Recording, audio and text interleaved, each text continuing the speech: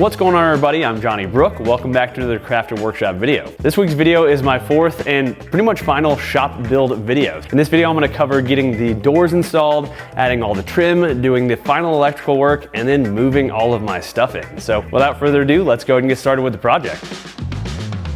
All right, so let's dive back into the shop build series. So next task to work on was getting the doors installed, which was another completely new skill for me, but luckily, as was the case with the rest of this build, Justin had plenty of experience installing doors. So we used exterior doors on this project, both for the extra width for bringing materials through the front area into the shop, as well as the added security of a steel door. So we removed the threshold that came with the door off camera, and then after removing the door itself and the weather stripping, we could set the jamb into the framed area for the doorway between the front area and the shop. First, we checked how much of a difference there was between the left and right sides of the jamb, as well as the gap between the top of the jamb and the bottom of the header. So since the right side of the doorway was a decent amount lower than the left side, we used a piece of the vinyl plank flooring we were going to be installing as a spacer, so that we wouldn't have to undercut the jamb on that piece when we installed the flooring. Speaking of which, if you missed that vinyl plank flooring installation video, I'll put a link to it in the cards and in the video description below. Next, we could start getting the jamb fastened to the framing, and we used 2.5-inch screws for this, which made it really easy to readjust things if needed. And we started from the bottom on the right side, shimming the jamb out about 1/8 of an inch so that we wouldn't have to fight the framing when getting the rest of the jamb plumb. After setting up the line laser even with the bottom end of the jamb, we just continued working up the jamb, shimming it so that it was plumb, and then adding more screws. And we added screws near the hinge areas to start. Next, we hung the door and could start looking at the reveal around the door, making sure it was nice and even. And to make the reveal across the top of the door even, we shimmed the left side of the jamb up slightly. Next, we could start working our way down the left side of the jamb, again shimming the jamb and adding screws to secure it. And the main focus here was making sure the reveal around the door was even, since as long as that was the case, the door would function properly. After getting the door secured into place, we could go back and just continue adding more screws, making sure to shim those areas so that the screws didn't pull the jamb out of alignment. One other note here, we made sure to drive the screws through the areas where the weather stripping would cover them, so that they would be hidden in the final door. Once the door was fully secured and opening and closing smoothly, I could cut away the excess shims with my oscillating multi-tool, which is really the ideal tool for this job. With the first door done, we could move on to the door between the front area and the office. And first we cut a scrap piece of 2x6 to width to fill in the gap between the header and the top of the jamb. And this filler piece is really just there to give us something to fasten the trim around the door to. And we also went back and added it to the other doorway. And installing the second door was pretty much the same process, except we installed this door after we had put in the flooring just due to scheduling constraints. With both doors installed, we could move on to installing the trim around the doors. And when adding trim, you leave 1/4 of an inch of the jamb showing. So we first measured up from the floor up to 1/4 of an inch above the bottom edge of the top of the jamb, if that makes sense. Next, we could cut the trim to length over at the miter saw. And also one other note here, you probably won't have exactly the same measurement on both sides of your door, depending on how level your floor is. So these boards likely won't be the exact same length. So after cutting the 2 vertical trim pieces, we test fit them, making sure they were the right length to leave the correct reveal. And we did this by placing a scrap piece of trim on top of the trim pieces. Before tacking the vertical pieces into place, Justin added some biscuit slots to the top ends of the boards, which will just help to keep these trim boards aligned with the horizontal trim piece over time. Next, Justin tacked the 2 boards into place, starting with just 1 nail so that he could make adjustments for plumb if needed.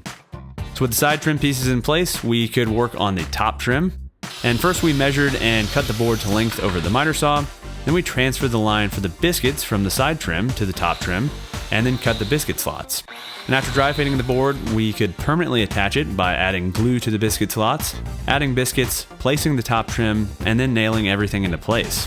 And the nice thing about biscuits is that they have some side-to-side slop, which makes getting everything aligned here really easy. And you'll also see here that the wall was slightly uneven in one spot, so we shimmed the trim slightly so that it sat evenly. Next, I repeated the whole process on the inside of the office, with the only difference here being that I used radiata pine trim to match the plain plywood walls, and the plywood walls on the outside of the office will be painted, so we use the prime trim there.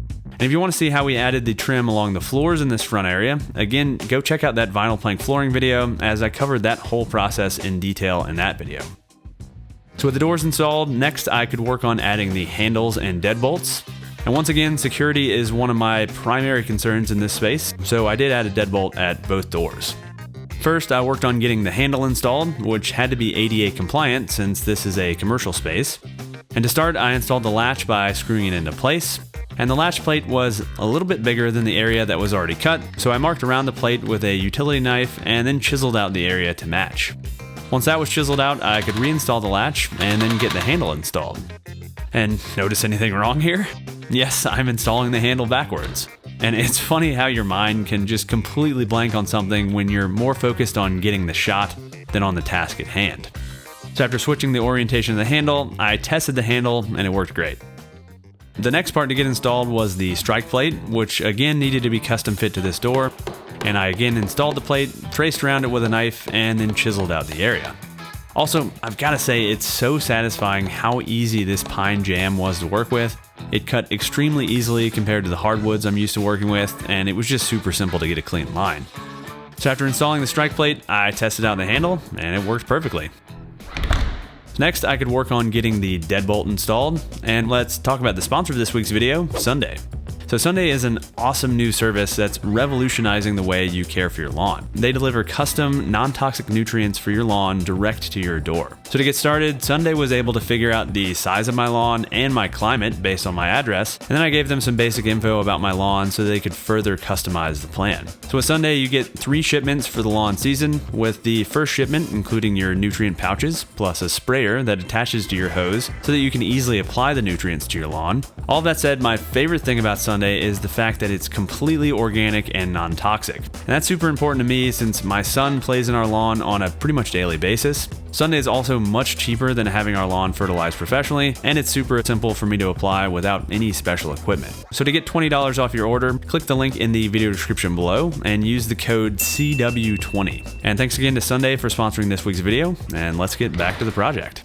So next we could finish out the trim in the front area, and again I'll be painting these plywood walls, so we added some trim to cover the horizontal seams between the panels, which weren't quite as tight as the vertical seams, as well as along the top edge of the office. We also added some corner trim to cover the outside corner of the office, since the plywood didn't meet up in that area. And it's really amazing how much of a difference a little bit of trim makes in the visual appearance of a space. These few boards really took the office from looking like a crappy room in a warehouse to a much more finished room. We also decided to continue the trim around the sidewall just to make it look a little bit more purposeful. And since we had some leftover pieces of the prime trim, we also decided to go ahead and add trim along the top of the sidewall in this area as well. And we used a scarf joint to seamlessly run this trim, and Justin cuts his scarf joints at about 30 degrees, as they're hidden a little bit easier than those cut at 45 degrees. So with the trim in the front area done, we could move on to the trim in the shop, which was mostly just more of the same. And we used the same radiata pine trim along all of the plywood walls, again adding scarf joints where needed, but we switched to Miratech composite trim in the metalworking area where we used those fiber cement panels. And while we used nails for the wooden trim, we ended up using trim screws on the Miratech since brad nails don't really work that well with Miratech. The last bits of trim to add was trim we ended up cutting to width ourselves, the first of which was for the upper corners in the office. We ripped these 1x4 trim pieces in half to roughly 1 1/8 over the table saw, since we wanted to keep with that kind of square trim look and didn't want to use quarter round or something like that. Also, I've got to say I'm super impressed with this Rockler dust separator I just picked up for my shop vac. If you don't have a full dust collection system, this little guy works pretty dang awesome, and it keeps the filter in your shop vac from getting caked with dust. I also absolutely love this Dust Right hose, and I'll have links to both of those in the video description below. So the trim went up super quick in the office. We just used brad nails to attach it, making sure to hit the studs, and you can see how much of a finished look that trim gives the space. The last trim pieces to install were to cover the horizontal seams in the shop area, and we decided to do something a little bit different here. So we picked up some 1x6 boards for this and decided to rip them in half at the table saw, except we decided to rip them at 45 degrees. And this effectively gives me a French cleat around the entire shop.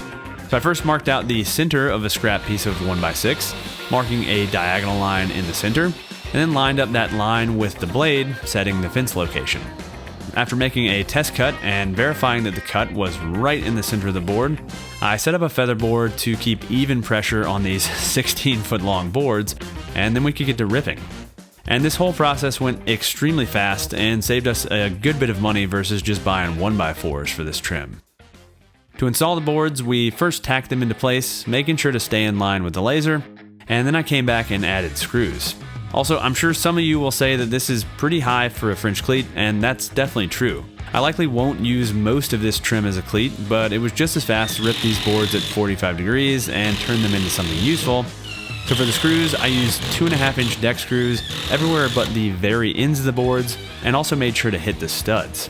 At the ends of the boards, I used 2.5-inch trim head screws just to avoid splitting the boards, and I also added these screws wherever we had to connect two boards with a scarf joint. So with that, the trim was complete, so we could move on to the final step before actually getting moved in, and that was the final electrical work.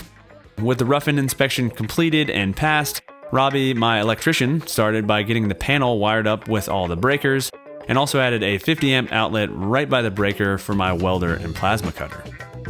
Next, he could wire up all the outlets, which was pretty simple, although it was definitely nice to watch a professional work here and just pick up some of the little time-saving tips from him. For instance, I didn't know the little holes in wire strippers are for bending the hook on the end of wires. After Robbie got the outlets installed, I came back and installed the plates, and I went with stainless steel plates here, both because they look good, but they'll also hold up really well when they get bumped into, whereas plastic plates would have the tendency to just break. The last thing to do for the electrical was to label the panel so that I knew what breaker controlled everything. And my old panel was far from accurate in its labeling as I changed things over time, and that got super annoying when trying to kill power to a specific circuit, so I definitely recommend staying on top of that.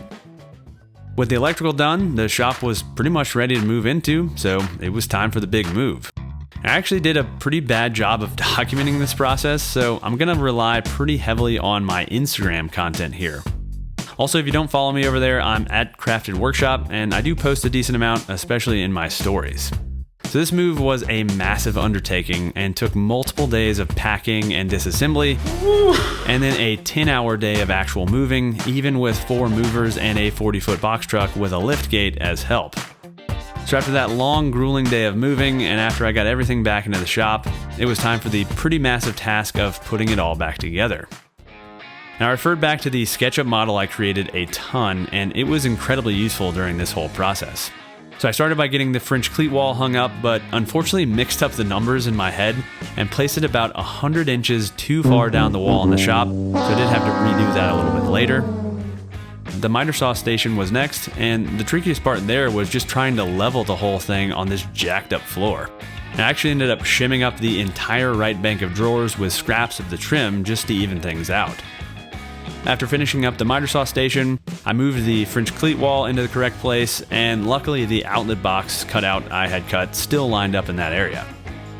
Next on the list was getting the table saw put back together, which had to be disassembled to get through the door into the shop, but luckily I was planning on adding that router table extension and crosscut table to my saw anyway, so this ended up working out pretty great, as I would have had to remove the rails anyway. So the last thing on the short list was getting my new Powermatic 3520C lathe assembled, and this was a little bit tricky due to the sheer weight of this thing. I think it weighs around 750 pounds. So luckily the guy who came out to install my internet gave me a hand when standing up the lathe, and with that, the shop was pretty much moved into, and here's how it looks now.